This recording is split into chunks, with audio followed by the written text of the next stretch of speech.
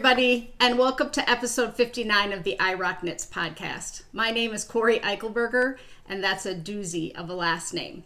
But I was Cori Schmidt with 2 T's before, and former students called me Miss, so I couldn't go with that one anymore. I took the 12-letter last name. Cody the Chocolate Labradoodle is already lying at my feet today. We've had to start over twice because he's bumping the stool, so now I've moved the stool. I always want to make sure that that line with the shelves is fairly even, so all of you don't sit like this during the whole podcast and get a crick in your neck.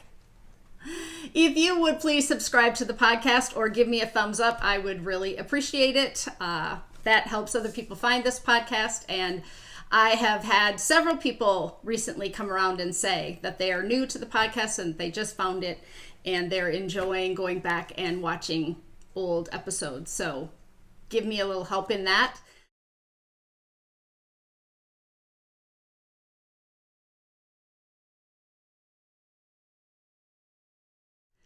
What am I wearing today? I am wearing our shawl of the week this week, and you don't know how long I fussed with my fringe before I started to make sure that it was laying nicely and didn't do a disservice to the great shawl that this is. I wish it were my design, but we'll talk about it when we get there, and I do have 2 versions, so I thought, I'll put one on today. We have quite a bit in store for you today, things to talk about. It is a gray and rainy day here in Minnesota. We had a beautiful weekend, although very windy, and I've got all the lights turned up on full so that it's not too dark in here, so you're going to get some shadows today, but that's just the way I can manage in a dining room turned recording studio in a home where I take the dining room table apart every week.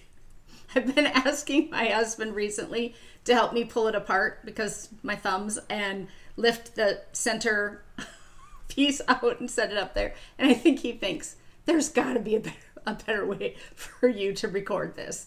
I eventually probably should invest in some type of camera that I could zoom in and put it further back so I wouldn't have to do the dining room table, but I'm still using my iPad. We're kind of just doing what we can here. Speaking of the thumb, it is so much better. I saw the doctor last Thursday because I was having some swelling on the top of my hand and it really itched. Guess what? I know that it's kind of a wives' tale or urban myth that when you're healing things can itch, but my mother, the nurse, said that is not a true statement, Cori. That isn't true. And I said, Mom, bruises itch when they heal, and she said, nope, that's not a thing. But I went to the doctor, and the doctor said that is just inflammation, perfectly normal in there. After a surgery, you've got some inflammation. I do have fibromyalgia, so my body is usually on high alert with lots of inflammation. And he said that sometimes in some people, inflammation can release an antihistamine, which will make you itch. I've got that. It itched so bad there a couple nights that I was, kind of breaking the skin from itching it too much. I had to put some stuff on it and say, you've got to stop itching that. So otherwise, that's doing great.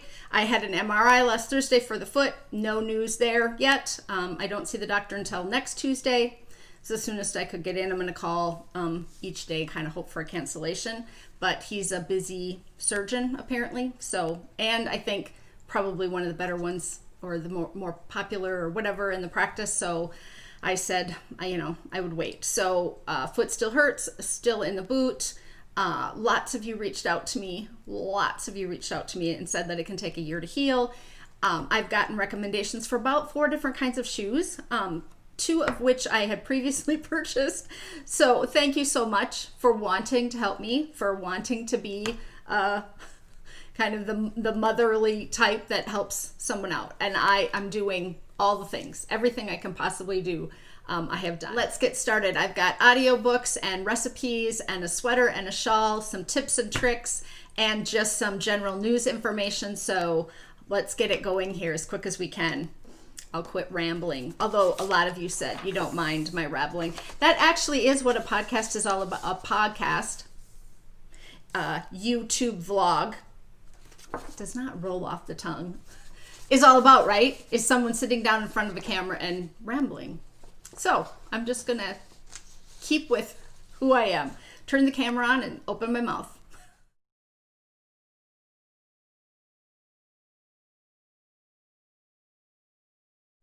The 2 books that I read this week were both excellent, highly recommends for all of you. The first one is called Wintering by Peter Geye, Geye. And it is a epic story that spans multiple generations, but I picked it up because it's a story of a son and dad who travel up into the Canadian wilderness and try to winter over, and it's that kind of epic journey. When I talked about the 2 boys in my life who did that after they were seniors in high school, and I read that book Adventure North, and we talked about it and I recommended it to people. So this one seemed similar to that. There are kind of 2 stories running here. The one in the past where the dad and his son go up north, and then the son finds out a huge secret, and then there's the present day and how that journey and the things that happened during that affected them. It is 10 hours and 27 minutes. It came out in 2016. I listened to it on my Libby app, so it didn't cost me anything. It's $14.95 or 1 credit on Audible if that's the way you listen, but I would think that it would be available as a print book as well. I really enjoyed both stories. I found it fascinating. There was kind of a bit of a mystery as to why people are, what happened. You're wondering the whole time. It takes place in the town of Gunflint, Minnesota. And the Gunflint Trail is the trail that heads north from Grand Marais, which is on Lake Superior, and goes up north where we go to visit. So we stay at the Gunflint Lodge. The Gunflint Trail is the road, which used to be kind of a 2-lane dirt gravel road that went all the way to the top of the trail where there is a lake, and if you look across, you're looking at Canada. So it appealed to me in that sense as well. I would highly recommend it. This is going to sound really sexist, but it's also a man's novel. I couldn't think of a better way to say that. My husband would also enjoy this book. Right? It has a dramatic story that's happening, but the scenes in the wilderness and how they survive and how they travel together and what happens while they're there, I think would appeal to him. He is a kind of a political World War II espionage spy, that kind of listener. You know, he wants a more fast-paced, lots of stuff going on. I would not say that this is necessarily fast-paced, but excellent. Highly recommend. Then I think I told you last time that I will often listen to podcasts between audiobooks, kind of as a palate cleanser, but to not confuse 2 books by starting one too soon. Well, I did not follow my own advice. And I chose a book that was really short, thinking that would be kind of nice to get another book done quickly. One of you may have recommended this to me, and if you did, thank you. This has 4.5 stars on Audible. I listened to it on Libby. It is called In 5 Years by Rebecca Serle. It's 6 hours and 44 minutes. Now, to me, that's a short book, right? That's a much shorter listening time than a lot of the books I listen to that are more up in the 10, 12, 15 hour range. And I know some of you listen to, the 20-hour books and really enjoy them. But this book is so fascinating. I'm going to read, I don't usually do this, the descriptor, because I don't want to give anything away by talking about parts that happened, okay? Danny Cohen lives her life by the numbers. She is nothing like her lifelong best friend, the wild, whimsical, believes in fate, Bella. Her meticulous planning seems to have paid off after she nails the most important job interview of her career and accepts her boyfriend's marriage proposal in one fell swoop, falling asleep completely content. But when she awakens, she's suddenly in a different apartment with a different ring on her finger and beside a very different man. Danny spends 1 hour exactly 5 years in the future before she wakes again in her own home on the brink of midnight, but it's 1 hour she cannot shake. In 5 years is an unforgettable love story, but it is not the one you're expecting. And that is so true. This book is sad. If you're not ready for, some sad, then I wouldn't recommend it. I didn't know it was going to be sad, and it fit a perfect spot in what I needed to listen to right now. Fast-paced, light at the beginning, not a time travel novel, not a science fiction novel. She falls asleep, has a dream about what's going to happen to her in the future, and then she can't continue knowing that piece of information, which is shocking, and not kind of change the way she lives going forward. I couldn't stop listening to it. It got some reviews that the main character is a little too flighty, a little too perfect, fairy pixie, that whole thing. I don't buy into all that stuff. I love this book. I just really liked it. I just thought it went quick. I felt like it was suspenseful, because not in a crime, murder, mystery type way. It's not like that at all, but just a really interesting, well-written, I just really liked it. So if that intrigues you at all, then give it a listen, because it is just, it's shocking, surprising, didn't see it coming, totally thrown for a middle mix-up, right? Like, just what? Kind of a thing. Didn't know it was going there. Sad, funny. So I definitely think this is a book you could have a little bit of a cry with. I didn't have a cry. I listened to a lot of it on the road. So you don't cry when you're driving as often. I mean, sometimes people have to pull over, right? They say that a book is so good, but anyway, I'm going on and on, as I do.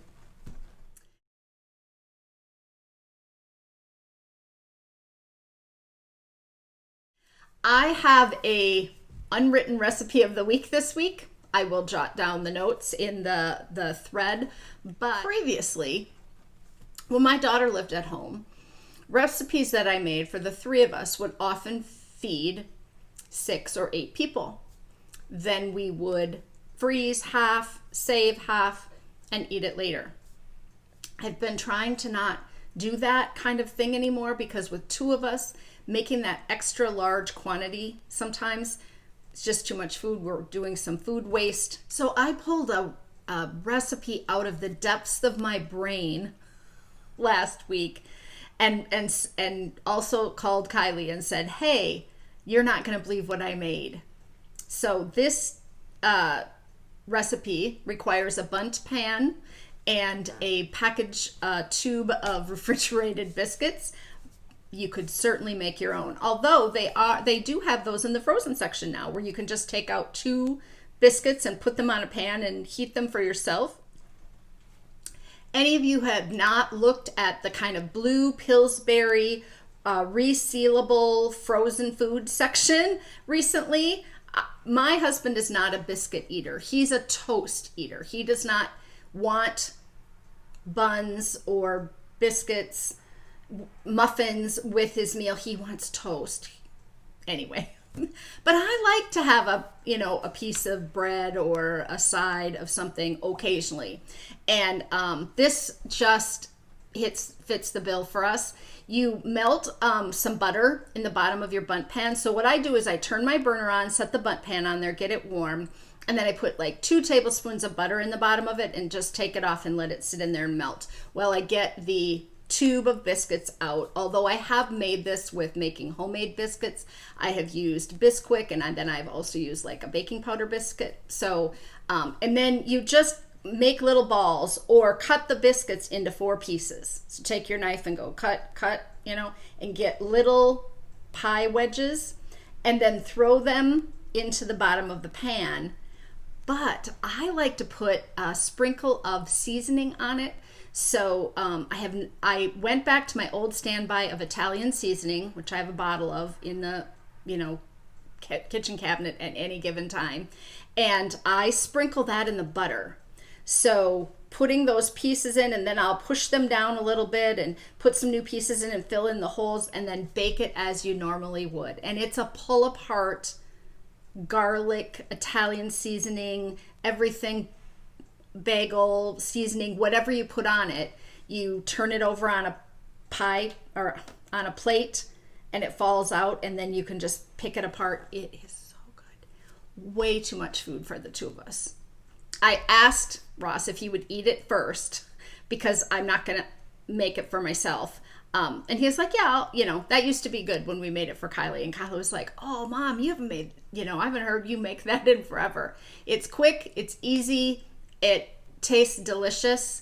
You just get these little bites of kind of buttery, garlicky, whatever seasoning it would be very similar if you put cinnamon sugar in the bottom of it and had it for breakfast in the morning. But it's quick, and you could definitely make it in a different pan. But the bundt pan thing is the one that kind of turns out, and then you have all kinds of kind of around edges to pull. We just take a fork and kind of pull it apart, and then everybody helps themselves. So that's your recipe of the week this week. You can make it multiple ways. And I hope it makes your cooking this week a little bit easier, or you're planning for a meal. Pick up a can of refrigerated or frozen biscuits, or make your own and put them in a bundt pan with your favorite seasoning.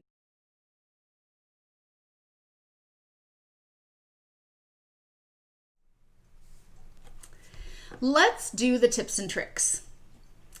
I have a request from a email that I got on asking me how to fix a snag in your knitting. So let's say you pull a strand of yarn in your knitting. This would require me to do like a visual tutorial and turn the iPad upside down and show you my hands, but I'm going to just visually kind of talk you through it in your head, and then I have a YouTube tutorial to link to for you all today. If you get a snag in your knitting, the idea that you have to do is you have to work that thread into all the stitches horizontally back in. If you've only snagged one ply of the yarn, and it is a multiple plied yarn, you're going to have to get the rest of that yarn pulled out with it. So you're going to have to make the snag worse, kind of pull it out with the little piece of thread that you have there, and then work it back in.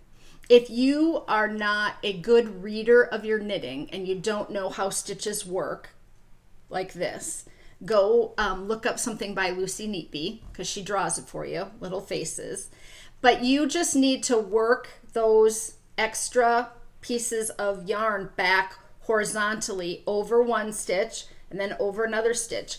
I use a crochet hook that I got somewhere with a point on the end. So it's a shorter crochet hook just for like fixing stitches, and then the end of it has this point that I think is probably specifically for that purpose, where you need to make a stitch a little tighter next to one that's maybe too loose, or vice versa.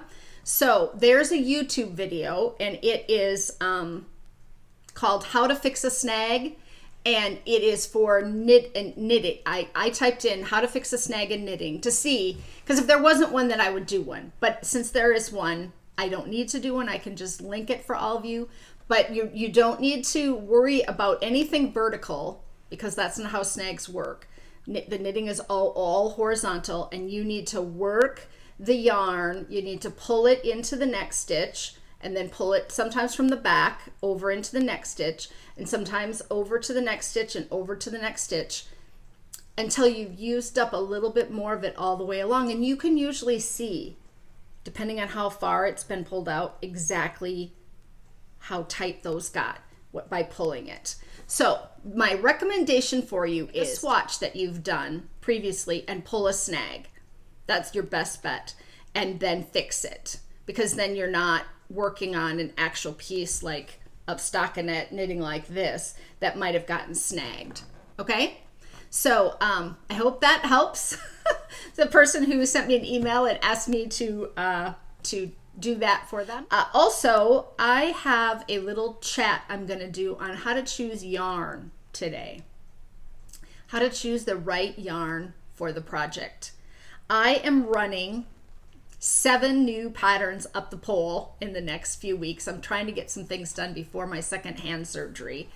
And I have test knitters out there. I ask for testers, they volunteer for different sizes and different projects, and I keep track of all that. And then I send out a test knitting email to the group that is doing that particular item. So recently I sent out a sport weight hat, and it's going to be a set. It's going to have a cowl and mittens to match, and I send it out to the group, and I, give them all my dictates of, the deadline and questions to the group. I run it pretty much like a forum or a community of knitters, but I also have the information about the weights of yarn, the size needle I used, the pattern is attached, and then they have to go and start searching. And what often happens is I will say, chime in with any questions that you have about yarn, in your stash or something that you can use. And I will often get questions about, I have this, do you think it will work? And this happened recently with someone who was going to knit the tunic for me, and the person was purchasing yarn, and they went to the store and couldn't get gauged with yarn that they had in their stash. The biggest number one thing you need to look at is yards versus grams or ounces on the label. Number one thing. I'm going to use the sport weight yarn as my example. I used sport weight quite a bit in the Knitwords ebook.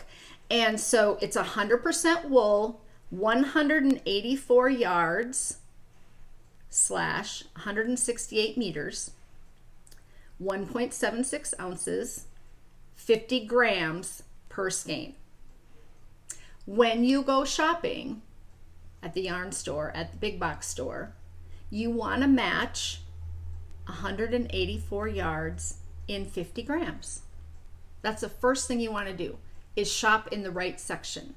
Where is yarn that's about 180 yards long in 50 gram ball? If you're only looking at 100 grams, then you got to double that and find that number. So roughly it's just heavier than a fingering weight yarn. Okay, number one thing. Second thing is the content of the yarn that the designer or the person that knit the pattern used. 100% wool. If you use something different than that, either the yards per weight or the content of the yarn, you're going to get a different result. You want to match it as close as you can. Now, I'm all about yarn substitution. Sub away. Use something from your stash. But know that if you add a wool silk blend to something that someone used wool for, you're going to get a different beast. It's going to be a lot more drapey, a lot more shiny. It might be a lot prettier, but it's going to be a different beast. So you can't go to the store and find a yarn that is 140 to 50 grams, even though it's labeled as sport weight, and use it interchangeably. It's not going to work for you. Your gauge is going to be off, and then that's when you modify your needle size. You never have to use the needle size that the pattern calls for, ever. But you do kind of want to try to hit that sweet spot of yards and weight and content. So this person went to the store and came back with sport weight yarn or DK weight yarn. And that can be tricky because in the US, DK weight yarn is just a general abbreviation, DK. Oh, bud. Sorry about that. He stretched. DK weight yarn is just a general abbreviation for a weight of yarn that's a little bit heavier than sport weight. In the UK, it's DK and it means double knitting. That's the term that we kind of picked up And that's a specific type of yarn that is used for specific projects. And they're not always the same thing. So if you're buying yarn from a store that imported it from overseas and it says you got to be a little more careful. And the only way that you know is to compare the yards to the weight. You can shop by color, you can shop by softness. Those are the number two things that most knitters shop by when they go into a yarn store. But if you're shopping for a project, you need to shop by weight, yards, and content every time. So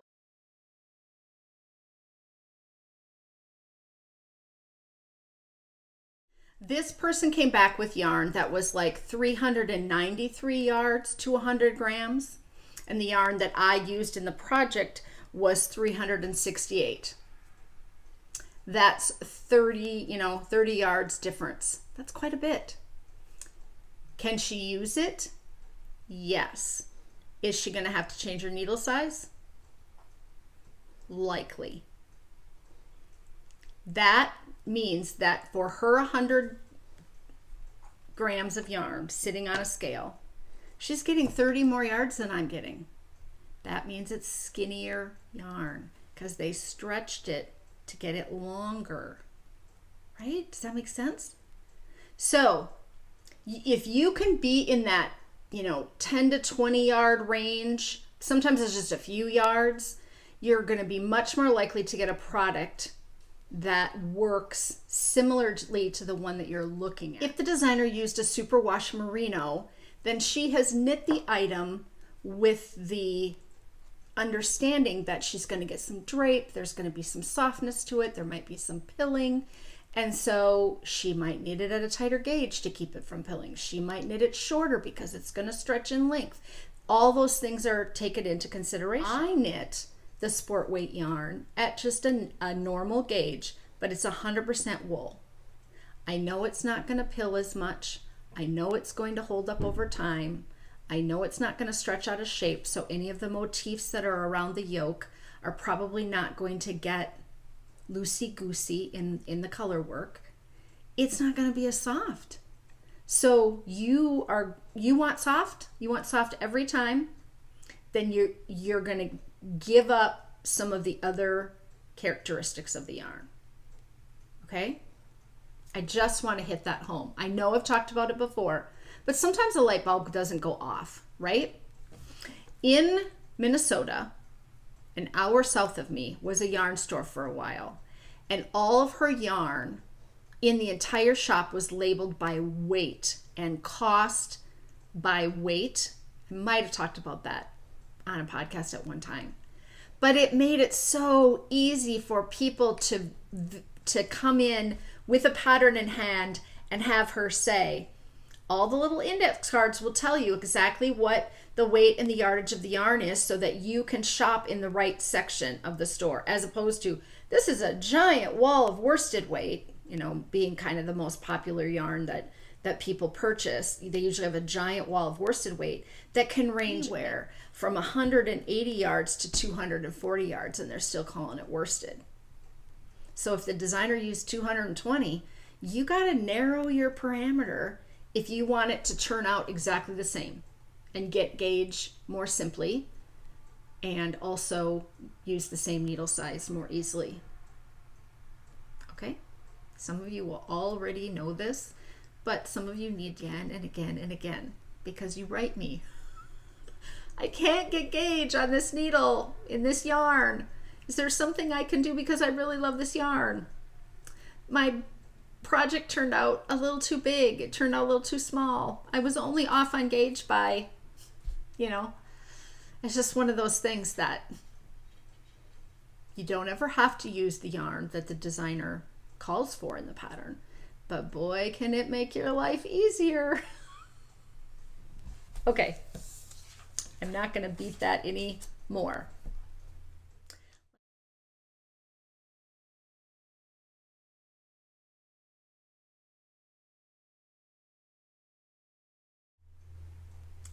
The shawl of the week this week is the Sideways Surprise Shawl.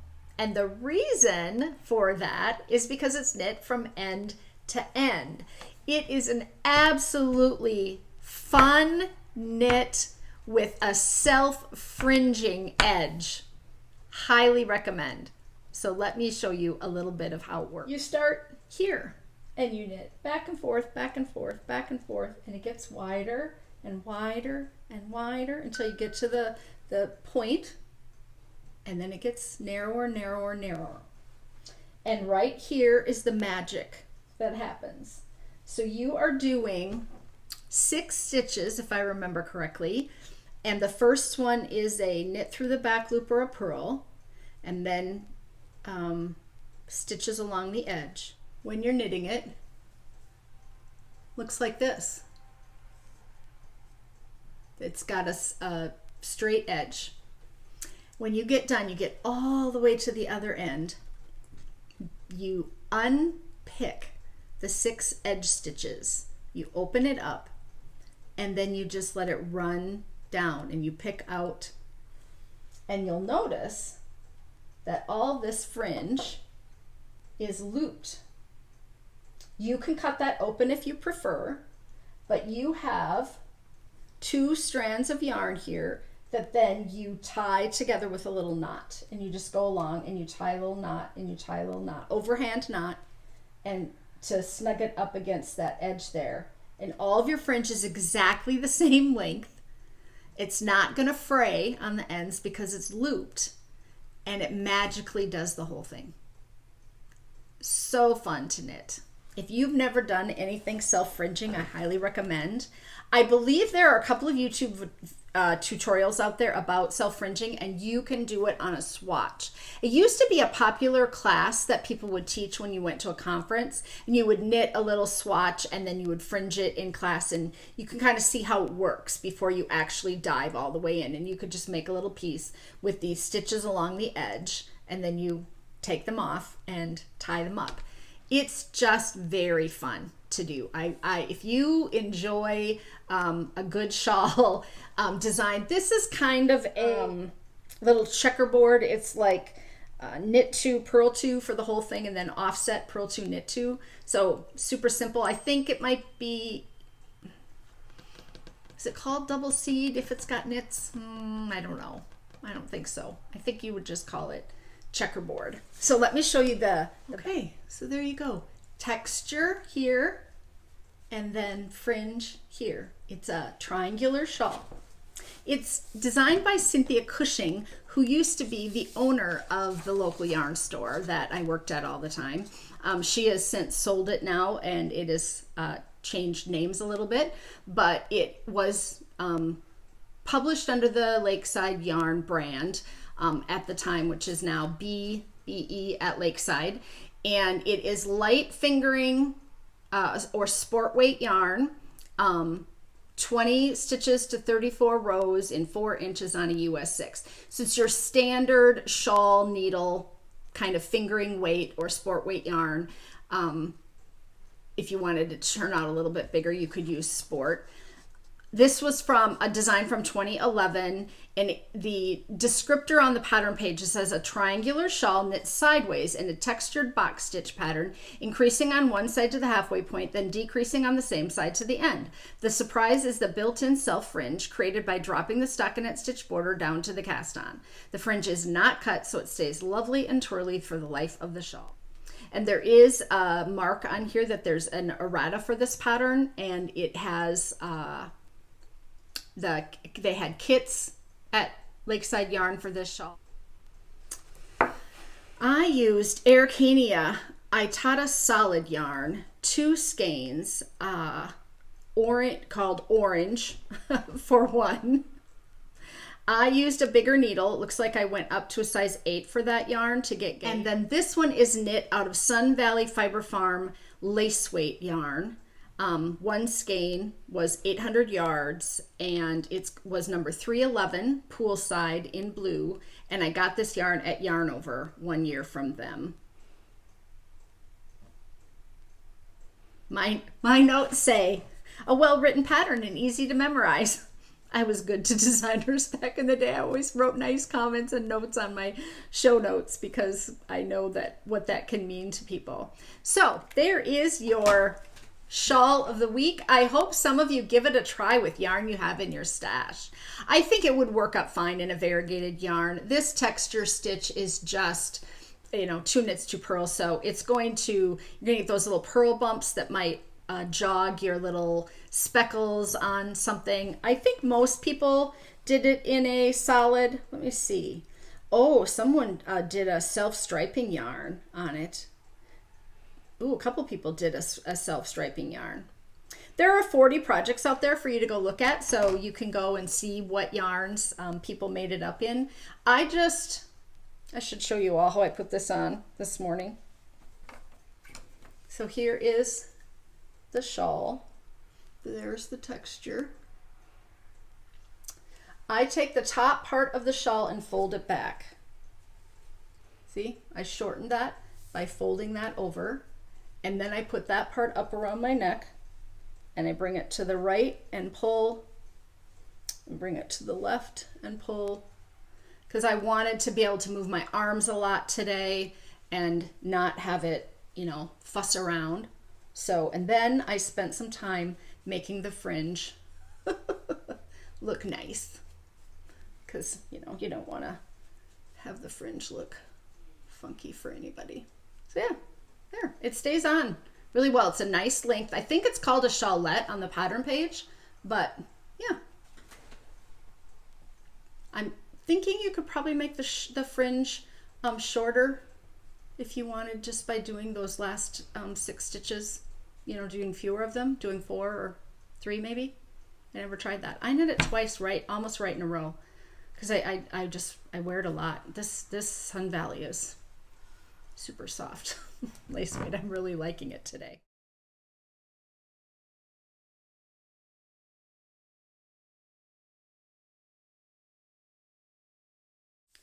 The sweater of the week this week is absolutely one of my favorite sweaters. I love this lime green, this electric lime green. This is the Tappan Zee cardigan by Amy King. Amy King owns Spunky Eclectic yarn store in Maine and has an online shop. Many of you, I'm sure, have purchased her yarn and fiber over the years or would recognize her name. This pattern was written for hand spun yarn, and it was a free pattern on Knitty using hand spun. So it was in the hand spun section of that online magazine. So knitty.com, Knitty, if you've never gone over, free patterns 4 times a year. Wonderful. What's the word for when you're chosen from a group of other people? A curated collection of patterns. They choose great patterns to highlight on Knitty. But the original pattern, I always say to people, when you go out and look at the pattern page on Ravelry, don't be surprised. The picture of who I assume is Amy King does not make the sweater make you want to buy it or wear it. It's not the best pose. She doesn't look super happy in it. It's pulling a little, so it doesn't make the hand spun shine. And so I saw this knit on a podcast years ago, and the person's was so pretty. And then I went to the pattern page and I was like, oh, is that the pattern I wanted to? I'm not sure that looks as nice as the one I saw, right? And it was, I think it's just that it wasn't highlighted in a beautiful way, with a great picture. So this pattern was from 2010. It is still available on Ravelry for free. 1,100 people have knit it. It is knit in DK weight yarn, 20 stitches and 32 rows to 4 inches in stockinette stitch. Easy knit. Probably one of the top 5 patterns I recommend for a new knitter. If you've got a little experience in knitting, you can do these yarn over lace diamonds, and it's easy to fit. It's a yoked construction. You make buttonholes, but other than that, it's a circular yoke. It has no ease, seamless construction, short sleeves, top down, and is a written pattern. it's written for sizes 36 to 52 inch bust, 2 inches apart all the way up. So it has a good like fit capacity for people. The patterns that have 4 inches apart often have a reason for why they can't make them 2 inches apart. Like there's some element that just doesn't work. But I do like it when they have a pattern that's 2 inches apart, so people can really kind of fine tune their choice for the bust measurement. So you're just working down, and then you're doing a purl row, and then yarn over knit 2 together in a purl row. This is worked as you go. So this is just 5 knits on the edge. You go back and forth. I do have mine sewn shut so that there's no gapping or pulling at my bust. I just took a thread of the same yarn. I'm sure the thread's right here. Oh, yeah, look at that. There it is. So if I want to unbutton it at some point, I could do that. I found perfect green buttons. I'll try to take a close-up of those green buttons. I've done this before, I added the little diamond at the bottom. When I got all the way to the bottom, I was bored of the stockinette knitting, so I just took this and put it right there at the edge. But just easy to knit, and ironically, this shirt that I had under the tunic last week is the shirt that I wear with this, because it's got the lime and the orange and the different shades of green. So I often wear this in the fall and the spring with that kind of bright shirt underneath. As I said, she did it with hand spun yarn, and she used a merino bamboo blend. And so I probably tried to match the DK weight yarn that I used. For my sweater, I used a yarn that is no longer being dyed. It was with Sock Bunny yarn, and she used to have a podcast back in the day, which is where I originally saw her knit this. And then I went and bought yarn from her in this bright green color. It's an enjoyable knit because you have something to do. Then you get to the stocking part, so it's TV knitting. You could take with you knitting, and then you just have the little sleeve. You could certainly put long sleeves on it. I know a number of people that did that out in the photos on Ravelry. Just want to give you, that reminder that top picture of her wearing the sweater, it's kind of a pale kind of coral color, and I just don't think it shows up that well like this one does. Like, it's just a much more muted colorway. In the what do I need to tell you about this week section, I found a pretty little ornament on Ravelry this week. I was out looking for something else. I found these ribbon candy ornaments by Terry Liann Morris, Sailing Knitter, and they're just little strips of garter stitch using some probably worsted weight. I think these would be great to make on to put on a package or hang on a tree or give to all the knitters in your life. This is how she blocked it. She used double pointed needles or little sticks, and then just stuck a needle through the center to get it lined up right, and then put a little tail on it. So for scrap yarn, you could make these by the dozens in an evening. I think you just cast on the width of it and go back and forth for, an inch to an inch and a quarter. So cute. And it looks just like ribbon candy. I thought that was really clever, and I might need to knit a couple of those up for some people in my life at Christmas time. I'm going to stick a little tiny story in here. My friend Mary Brown, who's been on the podcast, called me a week or two ago, and she said, "Cori, I'm struggling with this pattern. Can you lend me an ear?" So I did. And Mary started reading out the instructions to me and where she was stuck. And within about 2 minutes, she goes, "Okay, yeah, no, I got it. Talk to you later." It was so neat to have that moment again. We've had that moment a number of times over the years, and I wrote about it in the Knitwords book. So if you have the Knitwords book and you have not gone out to read those stories, I did write a little musing about having that person that you can call to read knitting instructions to. So it was fun that it happened in that moment where she just called, and I thought, okay, I'm listening. What do I have to know about this? And then the light bulb went off and she realized what she had done wrong. And speaking of the Knitwords book, we are having a Knitwords knit along, and it goes until about the 3rd week of November here. So you've got time to cast on the hat, the cowl, the lanyards. You could get all those made in just a short period of time. Or if you're already knitting, you could go and get kind of bang out the rest of your project.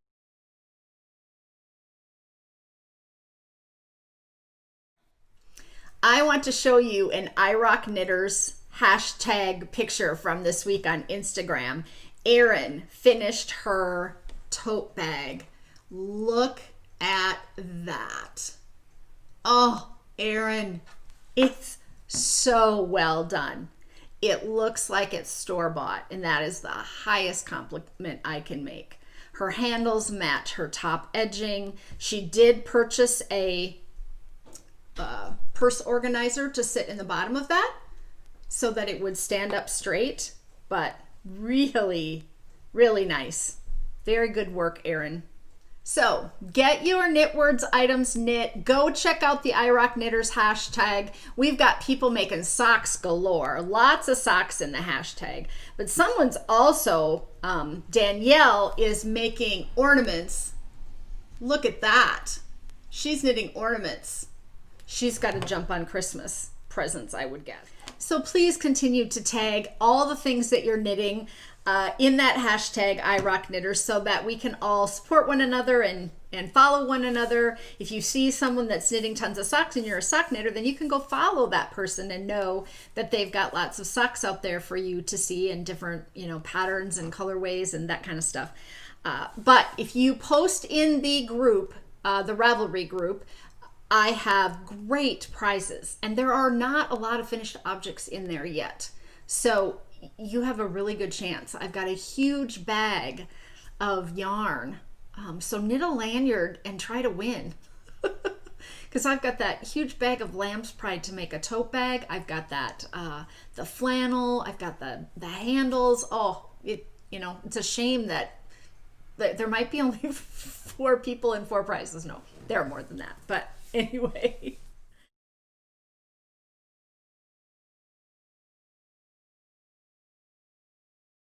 Let's do that. Okay, I'm going to finish up today with the CORI'S stories, and I'm going to tell a little tattle on myself.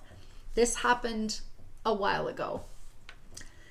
I purchase chicken broth in a cardboard box container with a lid on to have on hand if I don't have broth in my freezer that I've made from using stock or from the pour off from cooking a chicken or a roast or whatever. I will often pour that off and separate the oil and put that in Ziploc baggies. So I always want to have some on hand, but I also sometimes will purchase interesting flavored soups in those cardboard boxes. So like butternut squash or tomato or something that I don't make homemade. My husband wouldn't eat that kind of thing, and I sometimes want to have that on hand. So I took out one of those boxes. It was taller and thinner, and I think it was a tomato soup one. And I opened it up, and I got ready, and I looked, and I was like, wow, the seal is broken. I think that this has been sitting, didn't have the little white tab that you pull up and pop off, the little hole. And I was like, gosh, it had a little metal around it, and I thought, I can't eat this. So I dumped it out and moved on. And then I went to the grocery store, and for some reason I was like, wow, I hope that none of the other seals are broken. That seems to me like kind of a specialty box soup thing that not a lot of people would buy. So I took it off the shelf and I opened the thing and I looked in, and the seal was broken. And I was like, wow, that's a bummer. Either they've got a problem. Does anyone see where this is going? They've got a problem with their production, or somebody's in the stores breaking these seals. I take one more off, I open it up, I look inside, I'm like, oh, wow. And then it dawns on me what I have done. That the lid of the top of the box has little prongs on it that rip open the seal as you open it. And so now I've sat here. I almost went to customer service and said, someone is poking holes in the top of all of your soup boxes. And that someone is me. I did not realize that they had manufactured a new way to open the tops of those boxes that unseal as you open them. So I had to buy the 2 boxes that I opened and then come home and eat them in the next 2 days, put them in the refrigerator. So this is your public service announcement for those of you that have never purchased a liquid in a box. So you've never opened one, you wouldn't know. And there is a note on the front of the box that says something about that, but I didn't see it in the moment, didn't open it. So there you go. Don't make the same mistake I did and open all the boxes while you stand in the grocery store. I mean, if someone would have come along, they'd have been like, that lady's opening all those soup things and then putting them back on the shelf. And then she just took off because I would have gone to customer service. I am so thankful I did not go to customer service and say, someone opened all the soup on aisle 6. Crazy customer on aisle 6. I have some exciting news to share with all of you. Look what I have. Oh, I'm so excited. So thanks to the good people at TPS, Amber and Rick Lindemann, they printed my book up for me. They sent me about 20 copies of the book so that I could gift it to my parents and to Ross's mom and give a copy to Kiley and have a copy for myself. And it is just so fun to have it in the hardcover form. It's 76 pages and it has a glossy cover, and I am going to be able to sell them to you. So Rick and Amber run 2 different businesses out of Southern Illinois. They have a print-on-demand service building where I can only order the number of books that I need or that I sell so that I don't have a huge monetary investment like I did with the Minnesota 52 book. Megan and I both put in big chunks of dollars in order to get that book published, and then we had to do the hustle to sell it. This situation is that they charge me for the materials and the labor and then the printing, and then they also do the shipping out for me. So in the next 2 weeks, we are going to work on getting the book up on my website, and then I will have a PayPal payment system where I will gather your address, and then about every 3 to 4 days, I will take all the books that have been purchased, those addresses, and ship them to them, and then within about 48 hours they ship them out. And so it will just be kind of a rolling thing where they will do the shipping, they will print, they will stuff them in envelopes. I won't have to take all that on, and you will be able to have a hard copy of the Knitwords book if you choose to have one.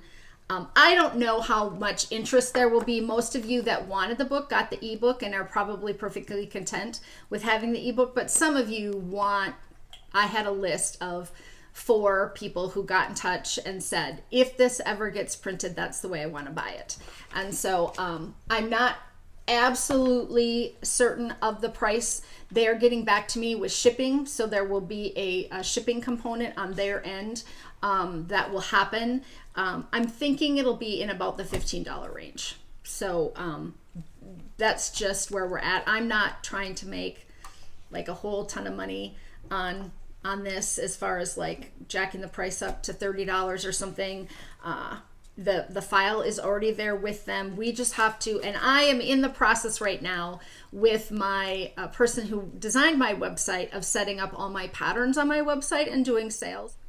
We'd already gone down that rabbit hole of figuring out what platform to use, how to make that work so that I can do pattern sales via PayPal right on my website. So we are really excited. It's kind of a new step up for me to kind of move forward with that. I'm tickled that I can do it. I don't know that I'll have them available like forever. I don't, that would be like an ongoing thing. But for the next, foreseeable future, a few months of this, I will offer the book there, and I will tell you about it on the next podcast. We have to do a testing situation where someone purchases it and then I send it to TPS and then they run it through the system. So we have to kind of, test that everything works. And, that's going to take a little while, but I was on the phone with Rick and Amber last night where they were explaining some of the bits and pieces to me and how it works. And I'm really tickled, and so nice to have it in the softcover form. If you haven't seen some of it printed out, this is the table of contents and what it looks like. So we've got the patterns, and then they're interrupted every so often by a story all the way down. And then there's a color your own chart. So if you want to color in and see what it would look like with colored pencils or markers, raid your kids' room. And then there is a whole general notes section and the pattern that started it all. So super excited about that. Let me know in the comments if you're interested. I don't usually share yarn I purchased on the podcast, but I got a gift in the mail. Actually, I got a couple of gifts in the mail. Several of you have sent me things, cards and little notes and things, and I don't read them on the podcast and show them on the podcast because it's I don't know, that just feels a little, too self-important. Or just know that I'm so thankful, and it's absolutely not necessary, but a very kind thing for you to do.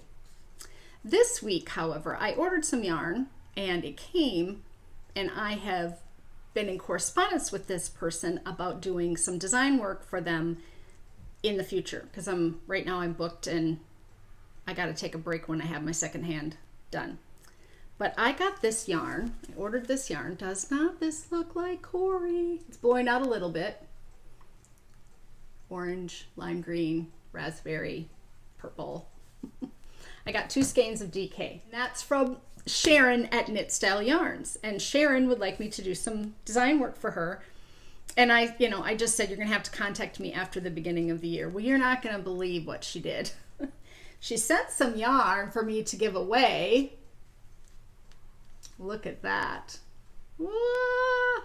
Isn't that awesome? So I'm going to give this away to people who comment on YouTube this week. So in 2 weeks, if you've made a comment, be automatically entered. You don't have to say anything. You don't have to do anything. If you make a comment to the podcast, I will include you in that. But then Sharon sent this. And I about fell over on the floor. And to make matters worse, Sharon, because this is like exactly speaks to my soul. These are the colorways. Keep it colorful pink, waddle on green, keep your fork blue, Cori's colors orange, Cori's stories purple. Are you kidding me? I am so blown away that someone would ever do that for my little chattering podcast in my colors. So that will become a design, I promise. I have to get these other 7 off but I'm already percolating because we are going to have a podcast mini skein themed. Oh, Sharon, talk about how to just suck me right in. I could use about 6 of these and do a whole bodysuit. Long sleeved pants, zip me up. I just love it. It just couldn't be any saturation beyond belief. So go take a look at Knit Style Yarn, because we're gonna have some fancy going on here. Probably not till after Christmas, but anyway, soon, because I'm just going crazy with all this pattern designing, so I gotta spread it out over a couple of weeks here. Anyway.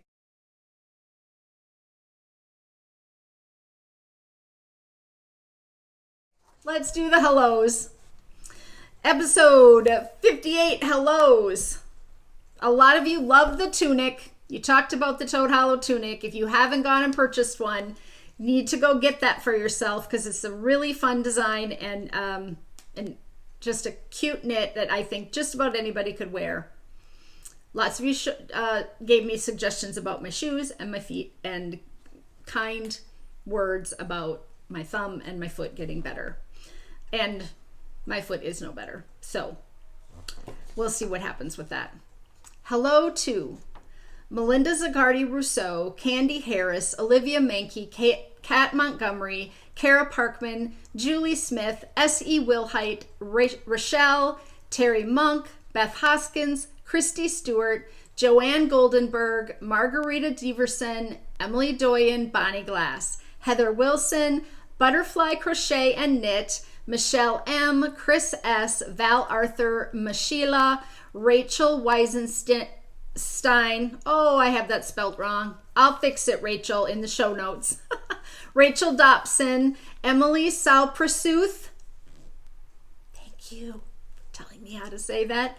HBWT40, River Falls Plantation Diane, thank you for the prayers. Lisa Cantrell, Tina Kircher, Angela Jenkins, Pat Howes, Doris Campbell, Patty Skaggs, Christy Law-Kitis, Karen Mezzacapo, Danielle Brown, Pat Wagner, Wendy Morris, Mary Case, Christine Carr, Jessie's Mom 12, Georgia. Oh, I spelled that one wrong. I typed these up after 1 a.m. last night, so I got to go back in and make some corrections. Girogia, that's how I spelt your name, Georgia.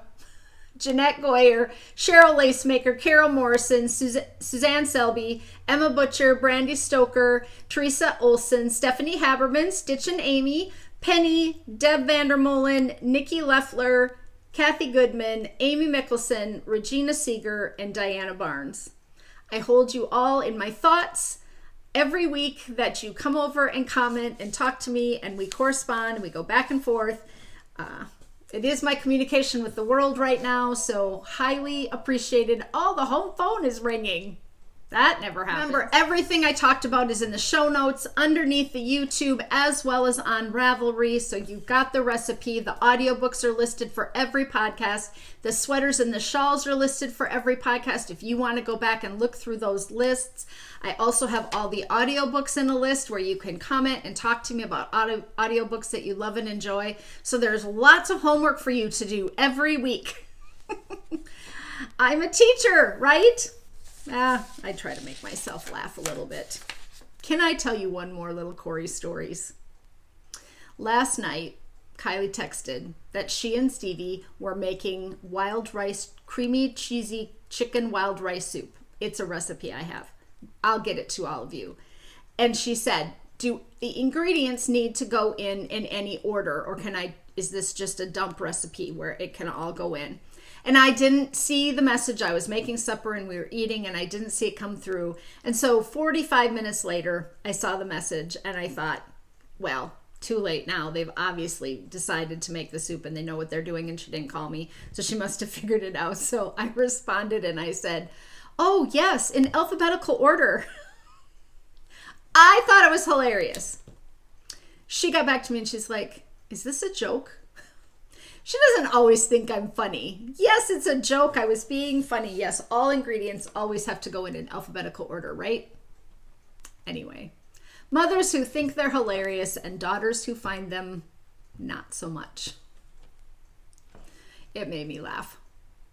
All right, I will see you all in 2 weeks where we'll have some new updates about softcover books and a giveaway and Thanksgiving in the U.S. coming.